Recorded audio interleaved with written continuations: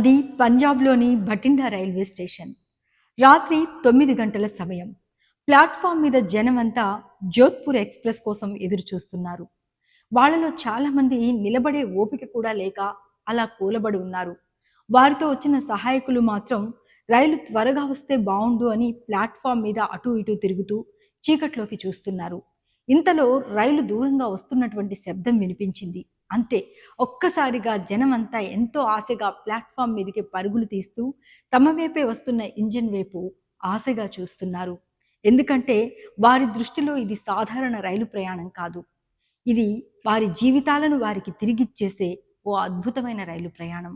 ఎందుకంటే వారిలో చాలామంది క్యాన్సర్ బాధితులో, వారితో వచ్చిన సహాయకులో ఉన్నారు. అవును. బికనీర్‌లోని ఆచార్య తులసి రీజనల్ క్యాన్సర్ హాస్పిటల్‌కి తీసుకెళ్లే రైలది. దీన్ని క్యాన్సర్ ట్రైన్ అని కూడా అంటారు.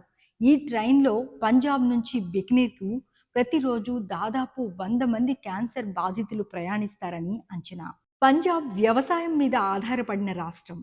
5 నదుల మధ్య సస్యశ్యామలంగా ఉన్న ఈ ప్రాంతంలో పంటలు పండించడం ఎంత సులువో, ఆ పంటలను నాశనం చేసే పురుగుల మందులను అరికట్టడం అంతే కష్టం.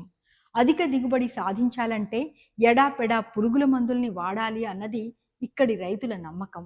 ముఖ్యంగా పత్తి లాంటి పంటల కోసం విచ్చలవిడిగా పురుగుల మందుల్ని వాడుతూ ఉంటారు ఇక్కడి రైతులు. పురుగుల మందుల్ని చల్లేటప్పుడు ఆ మందులు చర్మం ద్వారా కానీ లేదా శ్వాస ద్వారా కానీ శరీరంలోకి ప్రవేశించినట్లయితే క్యాన్సర్ సోకే అవకాశం ఎక్కువగా ఉంటుంది. అలాగే ఇక్కడ మరో బాధాకరమైన విషయం ఏంటంటే, చాలామంది తెలియక వాడి పడేసిన పెస్టిసైడ్ బాటిల్స్‌లో నీళ్లు తాగుతూ, ఆ డబ్బాలలో నీళ్లు పట్టుకొని స్నానం చేస్తూ ఉంటారు. ఇది కూడా క్యాన్సర్ కారకమే. ఇక్కడ విచ్చలవిడిగా పురుగుల మందుల వాడకం వల్ల భూగర్భ జలాలు, తాగునీరు కలుషితమైపోయింది. ఇలాంటి పరిస్థితులన్నీ క్యాన్సర్‌కి దారి తీసేవే. ఒక్కసారి క్యాన్సర్ వ్యాధి వచ్చిందని తెలియగానే బయట కార్పొరేట్ హాస్పిటల్స్‌కి వెళ్ళడానికి ఖర్చుతో కూడుకున్న పని. అలాగే నగరాలలో నెలల తరబడి గడపాల్సొస్తే హోటల్ కానీ, హాస్పిటల్ కానీ, ప్రయాణ ఖర్చులు కానీ అంతా ఖరీదైనవే. ఇలాంటి వారికి ఓ వరం లాంటిది బికనీర్‌లోని ఆచార్య తులసి రీజనల్ క్యాన్సర్ హాస్పిటల్. ఇక్కడ క్యాన్సర్ బాధితులకు ఉచితంగా వైద్యం చేస్తారు. రూ. 100 ఇస్తే చాలు, దగ్గరలోని సత్రంలో ఉండొచ్చు. అలాగే హాస్పిటల్ క్యాంటీన్‌లో ఫుడ్ కూడా చవకగా దొరుకుతుంది. ఎలాగూ క్యాన్సర్ పేషెంట్లు ట్రైన్‌లో ఉచితంగా ప్రయాణం చేయొచ్చు. కాబట్టి ఇది చాలా వెసులుబాటుగా అనిపిస్తుంది వీరికి. కానీ అంతంత దూరాలు ప్రయాణించి అక్కడికి చేరుకోవడం అంత సులభమూ కాదు. బికనీర్ రాజస్థాన్‌లో ఉంది. తమది కాని భాష, పరిచయం లేని ప్రాంతం.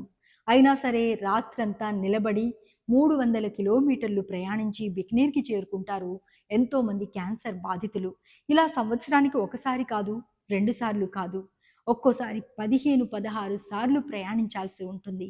ముఖ్యంగా కీమోథెరపీ లాంటి చికిత్సలు తీసుకుంటున్న సమయంలో క్యాన్సర్ బాధితులు విపరీతంగా నీరసించిపోతారు. అడుగు తీసి వెయ్యలేని పరిస్థితికి లోనవుతూ ఉంటారు. ఇలాంటప్పుడు కూడా 300 కిలోమీటర్లు ప్రయాణించి తమ స్వస్థలాలకు చేరుకుంటూ ఉంటారు ఎంతోమంది క్యాన్సర్ బాధితులు. వీళ్ళందరిలో ఒక్కొక్కరిది ఒక్కో కథ.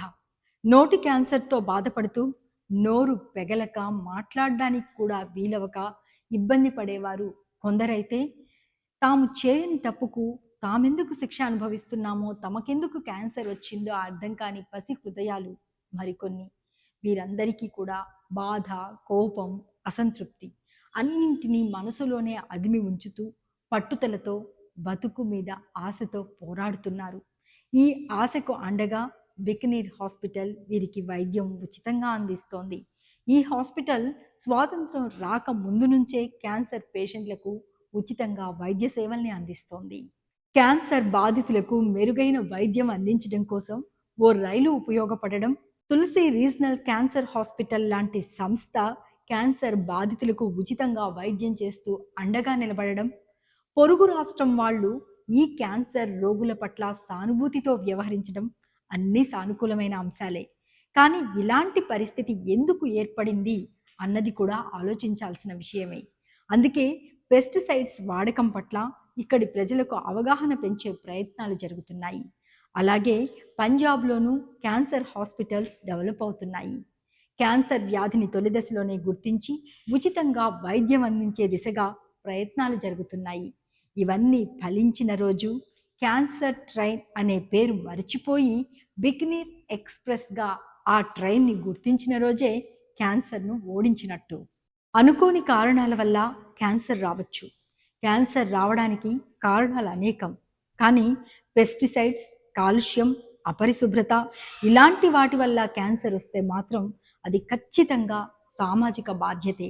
ఇలాంటి అంశాల పట్ల ప్రజల్లో అవగాహన కల్పించే ప్రయత్నం చేద్దాం.